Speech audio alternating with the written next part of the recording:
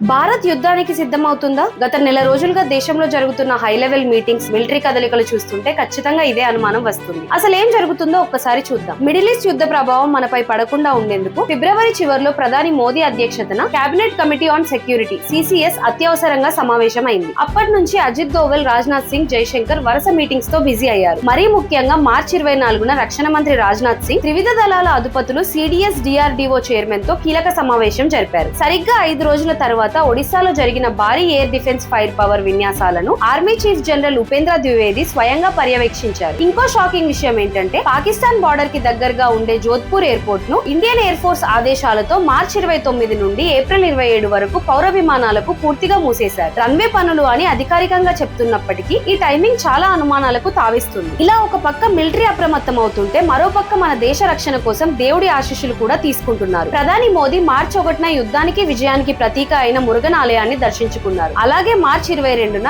Air force chief Amarpreet Singh Bihar లోని పాట్నా సాహిబ్ ను దర్శించుకోగా మార్చి 28న ఆర్మీ చీఫ్ పూరి జగన్నాథ్ స్వామిని దర్శించుకుని మన సైన్యం బలోపేతం కావాలని ప్రత్యేక పూజలు చేశారు. ఒకవైపు దేశ ప్రజలను ప్రశాంతంగా ఐక్యమత్యంగా ఉండాలని ప్రధాని మోదీ కోరుతున్నారు. మరోవైపు ప్రభుత్వ యంత్రాంగం, సైన్యం మొత్తం హై అలర్ట్ లోకి వెళ్లిపోయాయి. ఇవన్నీ చూస్తుంటే రాబోయే రోజుల్లో ఏదైనా పెద్ద విపత్తు లేదా సైనిక చర్య జరగబోతుందా అనిపిస్తుంది కదా. మరి ఈ పరిణామాలపై మీ అభిప్రాయం ఏంటి? మన దేశం నిజంగానే యుద్ధానికి సిద్ధమవుతుందని మీరు భావిస్తున్నారా? కింద కామెంట్స్ లో చెప్పండి. ఇలాంటి దేశ భద్రతకు సంబంధించిన కీలక అప్డేట్స్ ఎప్పటికప్పుడు తెలుసుకోవడానికి ఈ వీడియోను లైక్ చేసి అందరికీ షేర్ చేయండి. జై హింద్.